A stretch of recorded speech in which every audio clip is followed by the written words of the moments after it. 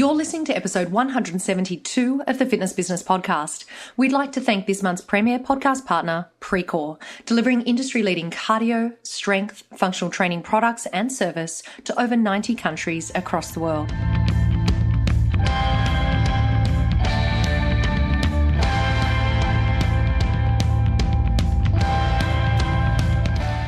Welcome along, everyone. This week we have a very special guest joining us on the show. Jim Worthington is the owner of the Newtown Athletic Club, a 250,000 square foot lifestyle club on 25 acres. Jim is the chairman of the IHRSA Board of Directors beginning July the 1st, 2018. And as of May 2018, he's been appointed to the President's Council on Sports, Fitness and Nutrition. During today's interview, we'll talk about both of these huge achievements and just how they impact the fitness community in the US plus internationally. Jim also gives us a behind-the-scenes look at Newtown Athletic Club. He talks us through how he's set up the business to enable his management team to really have ownership of the growth and the success of their individual departments. Before we move into this week's interview, I first want to thank this month's premier podcast partner. PreCall provides a total solution approach to fitness with new equipment, smart product innovations, and new finishes and upholstery options to the best-in-class group training and networked fitness solutions. They have a solution for everyone. To learn more, just head to www.precall.com/fitness business podcast.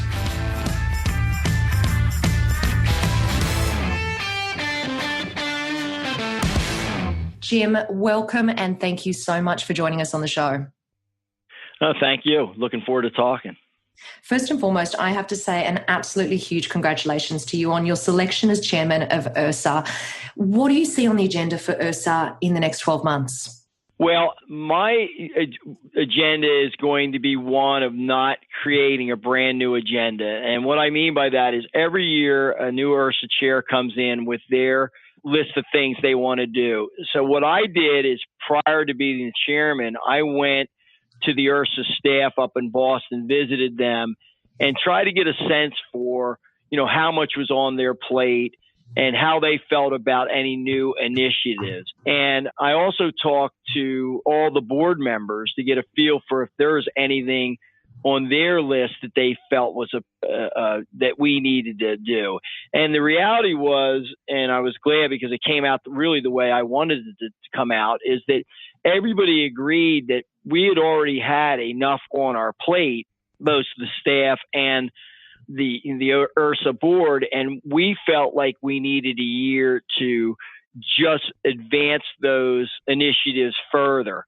So we're not introducing anything new, but what we're going to do is try to push forward the things that we've all started in the last couple of years. For instance, domestically, the Fit Bill. Mm-hmm. That's something I'm very passionate about, which expands health savings accounts and FSAs to where they're able to be used for healthy lifestyle activities.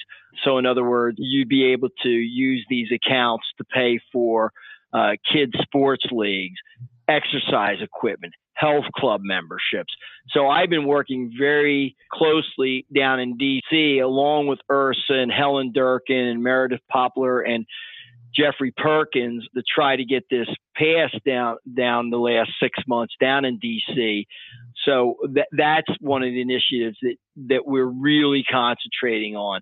Another initiative that we're really concentrating on as the IHRSA board and staff, and this sounds very simplistic, but really I think is probably the most important thing that we're doing globally is to get the board and the staff more involved in the trenches of being more ambassadors for the industry.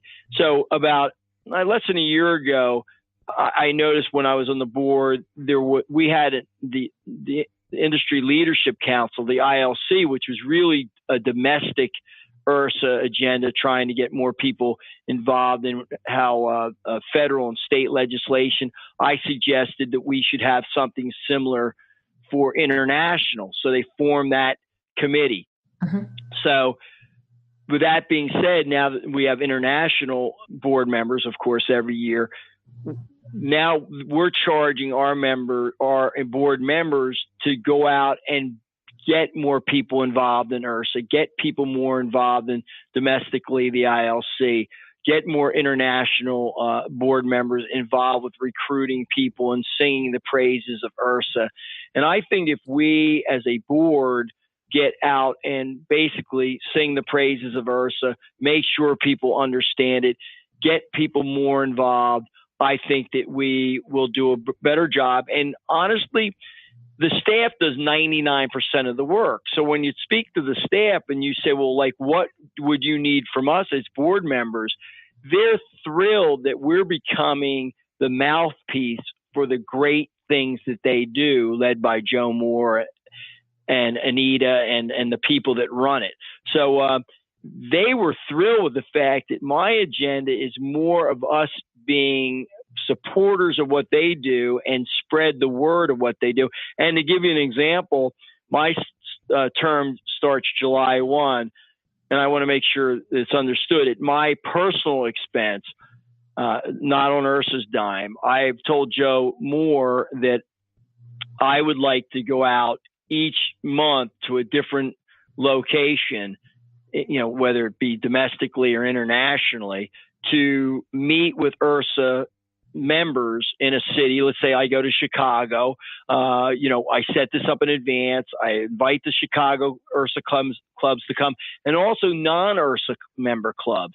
So we can get together, and I can tell them about the value of IHRSA, and also hear what the current members would like IHRSA to do. In fact, back about a month ago, I went down to Florida to meet with which was like a Hall of Fame lineup of guys, Rick Caro, Joe Cerulli, Jeffrey Dyer, Gail Landers, Roger Ralph, Art Curtis. I met with them because they were former chairs, just to get their input on what they would do as a chair. What would they suggest for me as a chair, the do's and don'ts, and also to get their input on things that they would like to see IHRSA do differently going forward. So, I mean, the more we can do to be the mouthpiece, but also to listen to our constituents, I think will make our organization that much stronger and better. So that's kind of the initiatives. And then, of course, they've got the technology, and the rising stars, and all the things that we want to continue to do and promote the IHRSA Institute and get more people involved in the ILC. And of course, I'll be going to Lisbon for the European Congress, and I'm going to Brazil for the Brazilian event that the IHRSA does. So we really want to be ambassadors for what I think is the greatest, and I know is the greatest global fitness organization in the world, and really the one that's most responsible for, my success in the fitness industry is IHRSA. So, I mean, that's amazing. That's amazing, Jim. And you know what? I feel as though we're already feeling that impact of having international representation as part of the IHRSA organization. And I can tell you that, over the last 12 months, we had most recently Alan Leach, and a little while ago we had Carrie Keppel on the show. And it is great to see that extension of IHRSA and that you are touching so many different countries and impacting so many lives across the world. So that's exciting. And I wanted to move on to some other huge news, because we're recording this on the 8th of May. And just a couple of days ago, and a massive congratulations to you, you were appointed to the President's Council on Sports, Fitness and Nutrition. Congratulations, Jim. Thank you. Yeah, it's amazing that these honors are happening simultaneously. What a year. This month in May is the 40th year of the Newtown Athletic Club, and happy birthday as well. Thank you. Which is amazing, because we were this 11-court racquetball club back in the day, and there was, at the time that we were started, there was 22 of similar type clubs in our area, and there's only me and one other one left. That's just in my Philadelphia market. So for us to be here 40 years later is a miracle in itself. But and then on top of it, to get the highest honor you could get in the fitness industry, to become the IHRSA chair, And then to top it off, just this past Friday, where it was a presidential appointment by President Trump that had to sign off on this, that I was nominated for it. Now I'm going to be serving for the next 2 years with some pretty astute people. Herschel Walker, who was a professional football player and a Heisman Trophy winner, Mariano Rivera, who was a Hall of Fame pitcher for the Yankees. You got Dr. Oz, Bill Belichick, the coach of the New England Patriots, Johnny Damon, who played for the Boston Red Sox, Lou Ferrigno, a lot of unbelievable names. Misty May, trainer of California, she's an Olympian. There's about 8 other people besides them on it, including myself. And we're going to be, I think tentatively we're going to the White House on May 30th to meet on the South Lawn to kick it off. And, I've had the pleasure of knowing Donald Trump now and Vice President Pence, and I've been very, very active in a couple things, the FIT bill, of course, which we're trying to get passed, and another bill called the Right to Try that helps terminally ill people access experimental drugs.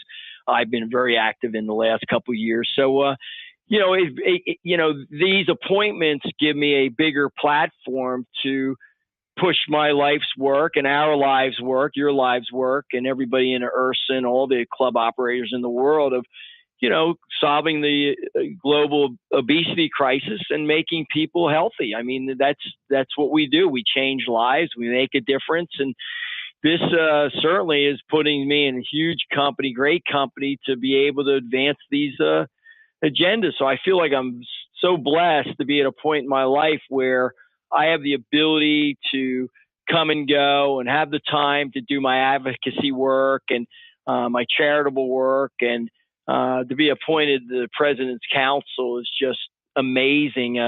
My only thing I feel sad about is my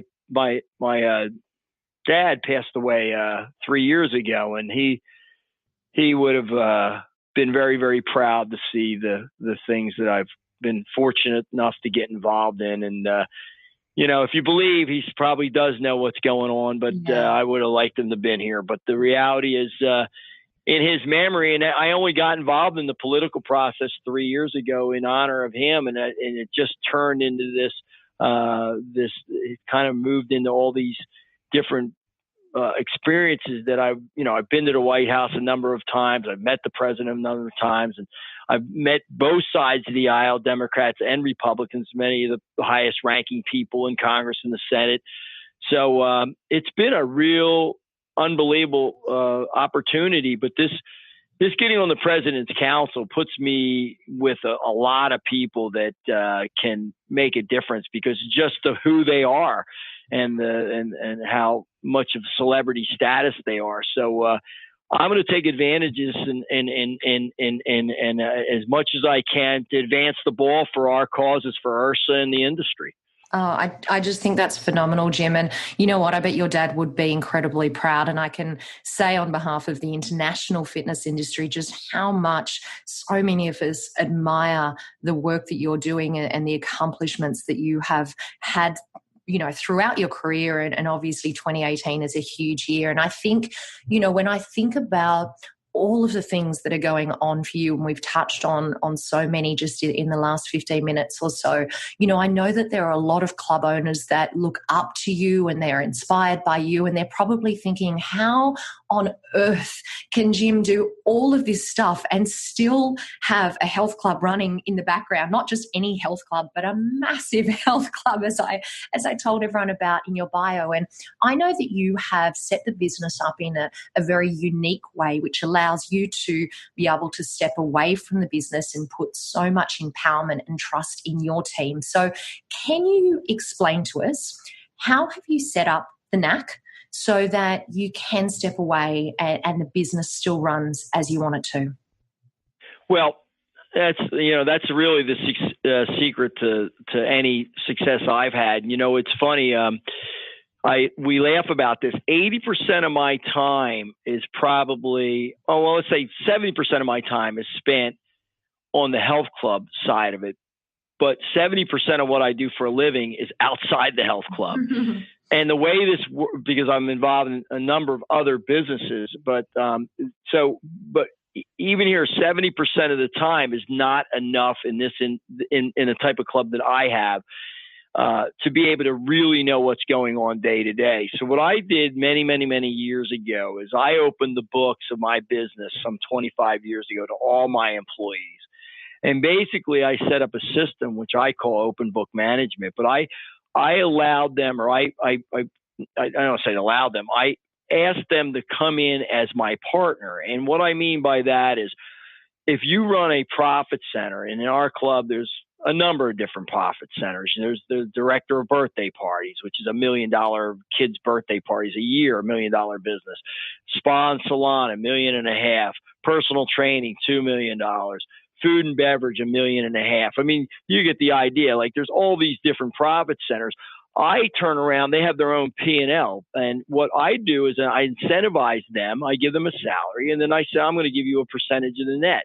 And I explain to them that they are a business owner. So if you have anywhere from 5 to 20%, so let's say you have 10% of food and beverage, the net profits on food and beverage. Well, you're really my partner, because unless I sell that business, which I'm not because it's in the club, you are getting the same thing that I'm getting. You're getting cash flow, profit, right? So you're my partner. So you need to run it as efficiently and effectively as you can and make sure that, the product's good, the service is good, all 9 yards, because you're getting 10% in the net at the end of that. And so once they understand that, then they buy into the culture of the NAC. So there are parts of this club, I do not kid you, that I have not been in a year. I haven't stepped on the indoor aquatics pool on that deck in well over a year. And it's probably 75 feet from where my office is.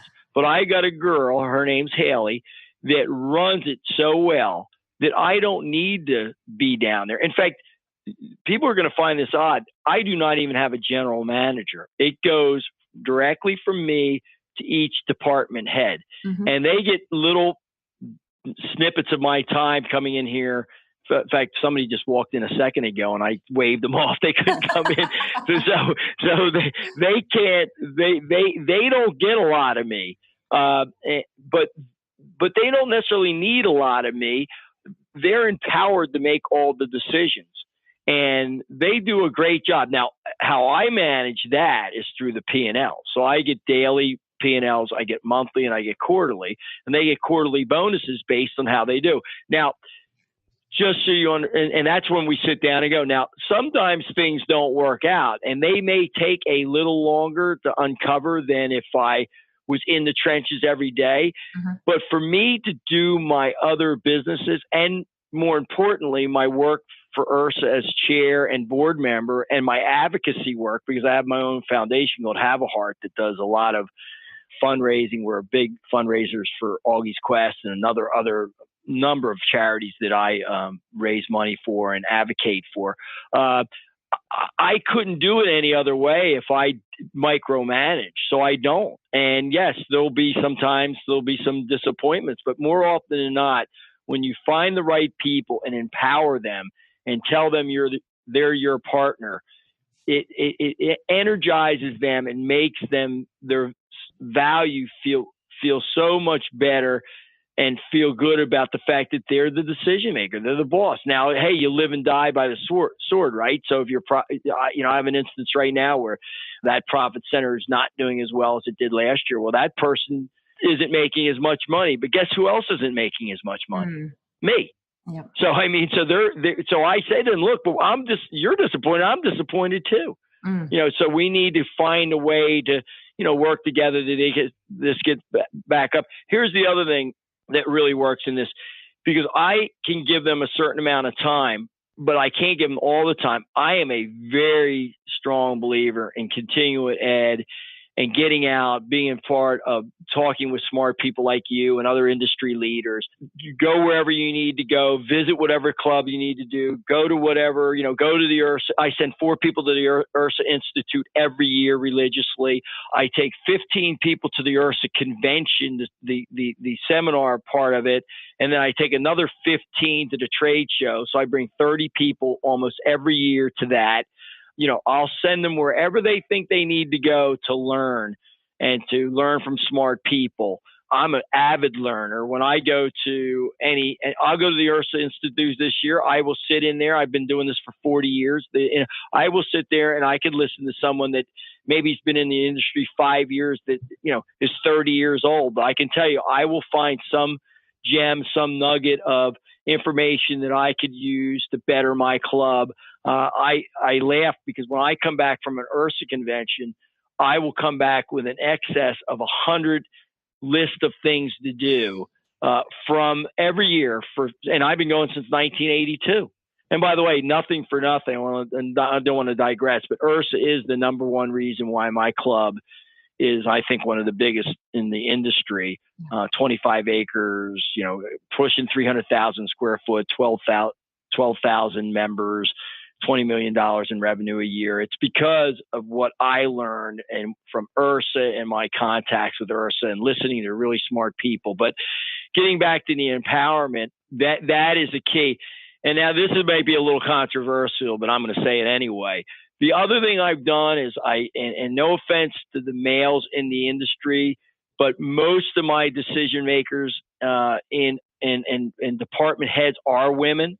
I find that women are, I feel more passionate about the customer service aspect. I feel the integrity issue. There's a lot of reasons why seems to be more of a female dominated staff here. Don't get me wrong. If it was 50-50 men and women, that would be fine. But I found over the years that I've had a lot more success with women at the helm than men. I do have some men that are excellent, I will say, but primarily the people that drive my club, Linda Mitchell, 37 years with me, is one of the leading women in the industry. It's just phenomenal. It won the Julie Maiden Award not too long ago. Melissa Christie, who does my member experience, is phenomenal. I think one of the best in the industry. Amanda Brown runs my children's programs, does $1 million a year in camp. She's 24 years old. She's phenomenal. Kate Golden is a rising star. I mean, I can go on and on. Denise Watkins in sales, but I really, really got an amazing team, and they understand that they have to adopt to an entrepreneurial spirit. And that's what I live by, and that's what I empower them to do. So it's been a huge success for me, and it lets me do all the other things I do, not only in the club, but outside the club.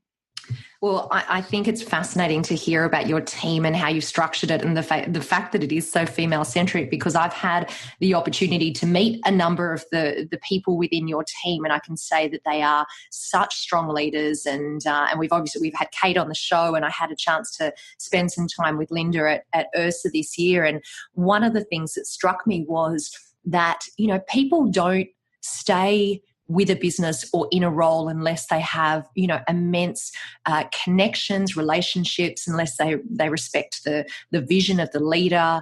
And I think that, that is just testament to you in that role and to the way that you've built the business, that your employees do stick around for a long time. You just mentioned Linda Mitchell has been there for 37 years. So I did have one more question in relation to that, Jim, because you said how important it is to find the right people, and we just talked about the way that you structure your business. So when you are appointing those roles that are so instrumental in your business, what is it that you're looking for? What are those qualities in a person do you look for above everything else? And then what do you feel you can then teach them or train them to get them right for the role?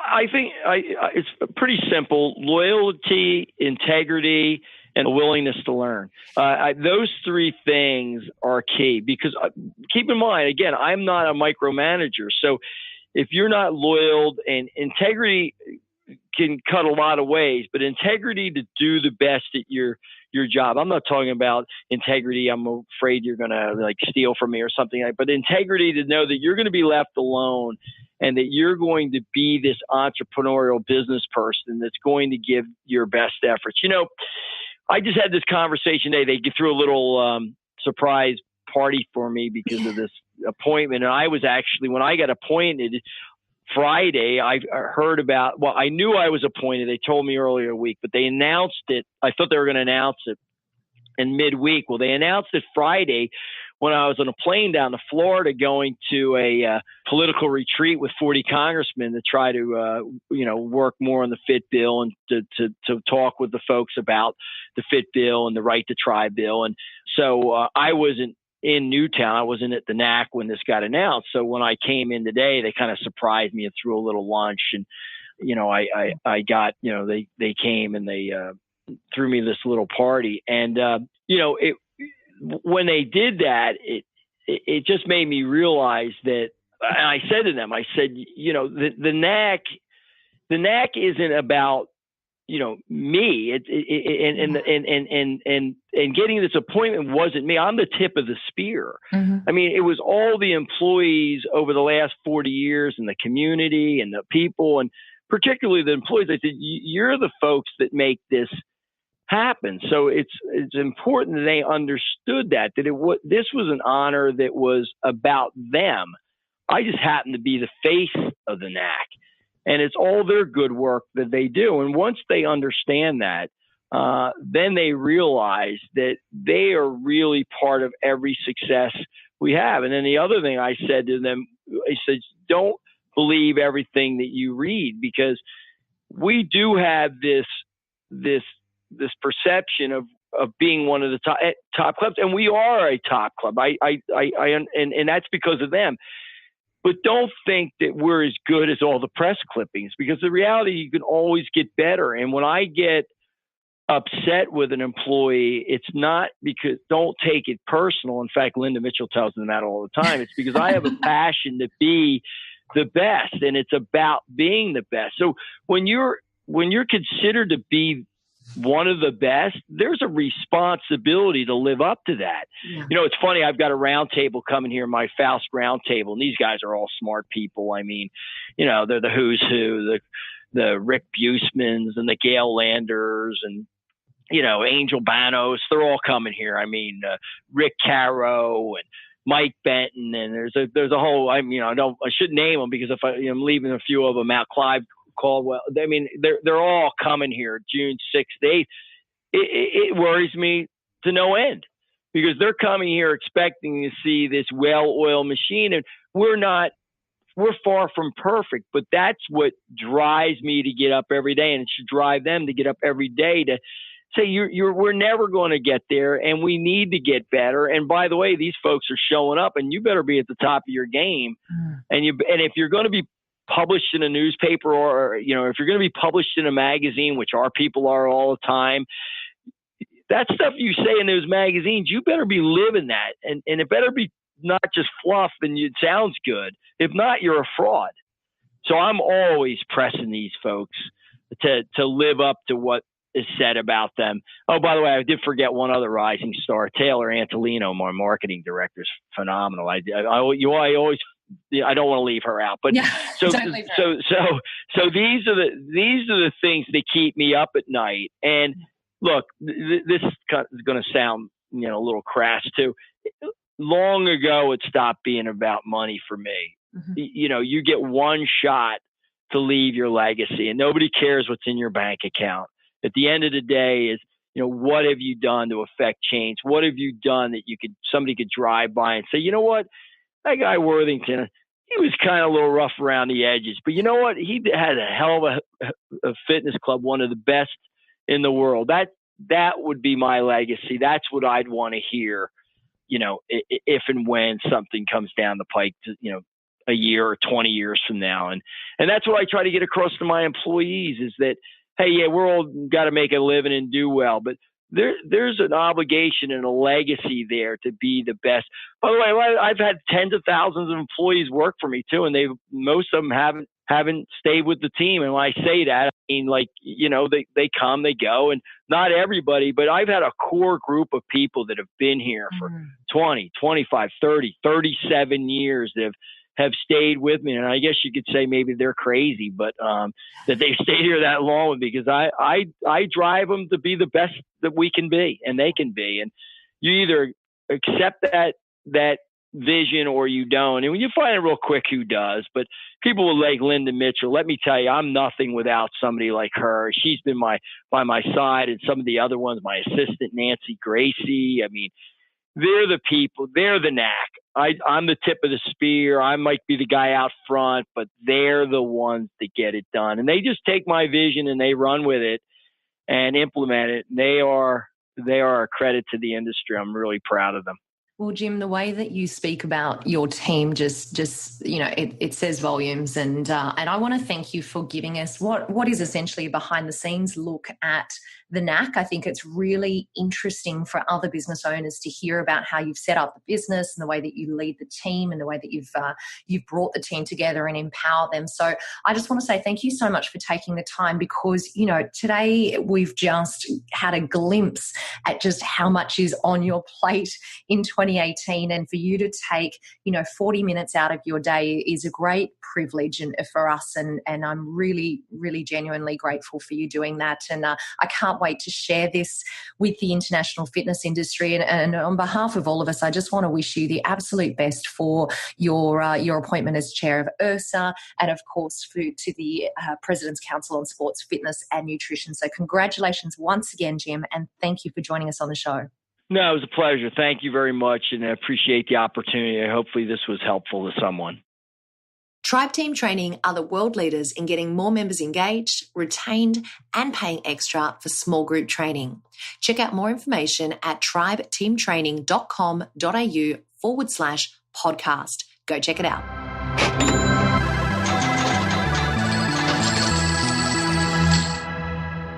Get ready for this week's bonus segment, your extra injection of information, education, and inspiration to strengthen your fitness business. I'm chatting today to Pam O'Donnell, the Vice President of Member Experience and Development at IHRSA. Pam, it is so lovely to have you back on the show. Oh, thank you so much, Chantal. I always enjoy it when we get a chance to chat. I can't quite believe this is year 3 of us catching up to chat about the IHRSA Institute. Just reminds me that we're 3 years into the show. But of course, the IHRSA Institute's been going for a lot longer than that. Tell us about the 2018 event. Well, I've probably said this before, but the Institute is just one of my favorite things that we do at IHRSA. What really makes this event unique is that it incorporates a lot of opportunities for the attendees to interact with each other and also with the faculty. We have an opening network event, the classes, the roundtables, workouts, and we also do this really fun thing called the logo swap each year. And those are just some of the ways that strong relationships really develop over the course of the week.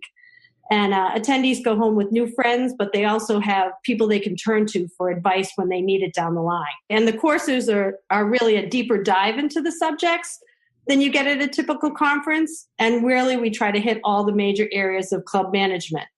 Pam, it's interesting because the talk around IHRSA Institute 2017 was just phenomenal. Like the feedback that people were saying about that, those people that attended, was just so positive about the experience that they had there. And I tend to agree with you. I mean, I haven't personally been, but I'm always hearing just amazing stories coming out from the IHRSA Institute. And one of the things that people talk about, of course, is the faculty and the people that you have speaking. So do you want to tell us a little bit about some of the speakers in 2018? Absolutely. We're going to have to work on getting you to the Institute so you can experience it firsthand. Yeah. But we start with Brent Darden and Allison Flatley. They'll present strategic planning from different perspectives. One of the things that we do is Jaya Blondie from IHRSA covers industry trends, research, and benchmarking. And what's cool about that class is that we have Bill McBride come in, And he gives his insights from an operator's perspective, really kind of digging into what the research means and how it can be applied. And then Bill is a master, as I'm sure your listeners know, at sales management. So he also speaks on that topic. And then another person your listeners will really know is Rick Caro. He's actually spoken at every one of the IHRSA institutes on financial management. But even with that being the case, I learned something new from him every year. We also have Mark Miller speaking on non-dues revenue, Jared Cogswell talking about personal and group training management. And one of the courses that always gets a lot of interaction and questions is our day-to-day legal issues. And Helen Durkin, our executive VP of public policy, handles that. And, there's really interesting situations that come up from all over the world. And Helen does a really great job of presenting the issues and discussing the best way to handle them. Other people are Alan Leach from Ireland. He covers marketing strategies and also social media and digital strategies. And of course, we all know a critical component of success is your staff. So Michelle Melkerson-Granrid will focus on employee hiring, training, and development. And then last but not least, on the industry side, we have Chris Stevenson, and he'll cover member retention, experience, and engagement. And then he'll also do a final session on planning for the future so that attendees go home with a game plan for implementing what they've learned. And then another thing is what's great about holding the program at the University of North Carolina at Chapel Hill is we also get to take advantage of some of the amazing business faculty there. So Al Seegers, who spoke for us last year on innovation, is going to return this year with Analytics Gone Wild. And Dr. B, he'll take service a step further with creating and executing great customer experiences. And I'll tell you, I made the mistake of trying to pronounce his full year when he spoke for us a few years ago. And it's a mouthful, and that's why his students and him just go by Dr. B. So, we're all familiar with boot camps. I kind of think of the Institute as being a management boot camp for health club operators. That is such a good way to describe it. So, Pam, tell us just a little bit more about where the event is held. Well, we have the Institute every year at the Rizzo Center at UNC's Keenan Flagner Business School. And it's this really nice set of 3 buildings that we go between. And one houses the classrooms, and it's stocked with healthy snacks throughout the day. And I must say the breakfast pizza and the smoothies are awesome. Some of the staff are kind of partial to the peanut M&Ms. But, there's lots to take advantage of there. The meals take place in this beautiful old plantation home. And the hotel is just fantastic with everything from a laundry room to stocked refrigerators with drinks and snacks, and even Ben & Jerry's ice cream if you have a late night craving. And if you want to work off any of those calories, there's lots of opportunities to work out. There's a fitness center in the building. There's a lap pool. And we also have a different workout each morning led by one of the faculty. And of course, for those that want to keep the networking going, there's a sports bar at the hotel. And this place is amazing. The service always receives rave reviews from the attendees. And when you hear that from IHRSA members who are in the service business themselves, you just know it's exceptional. Pam, this all sounds absolutely phenomenal. So tell us, who should be attending the IHRSA Institute? The truth is, it's anyone who wants to sharpen their skills around best practices to run fitness clubs. Last year, we had a member who had been in the business for 42 years tell us the event had already paid for itself after the first day, and her only regret was that she hadn't done it sooner. And on a similar note, IHRSA's incoming chair, Jim Worthington, has attended several of the past few years and jokes about going home with pages of ideas to implement. And he also sends 4 or 5 of his senior managers and rising stars each year. So really, we have new developers, department heads, regional managers, and GMs, and they've all shared stories about how they took the tools and the knowledge they've gained and they put it into action, not only when they return home, but also months and years later. And attendees really come from all over the states and all over the world. So Pam, tell us, how do we go about registering for the IHRSA Institute? The registration includes the education courses, program materials, and over $800 worth of IHRSA research, publications, hotel with all the amenities, all the great meals and snacks I mentioned, and the networking events. And if people register by 15th of June, they'll get the best rates. And they can just go to IHRSA.org/institute-register. And if anyone has any questions, they can call me at that number or email me at pod@IHRSA.org. And give us one more reminder, what are the dates of the Institute this year? The dates are July 31st through August 3rd. Okay, and we need to register before June 15th to take advantage of that offer. Correct. Excellent. Well, Pam, I want to thank you so much. It honestly sounds like such an amazing event once again this year. So thank you for coming on and giving us an update. I'm excited. I hope that everyone takes advantage and gets involved in this year's IHRSA Institute. We will put all of the details in today's show notes. Pam, thank you so much for chatting to me today. Oh, thanks, Chantal. I really appreciate the chance to share some more about the Institute.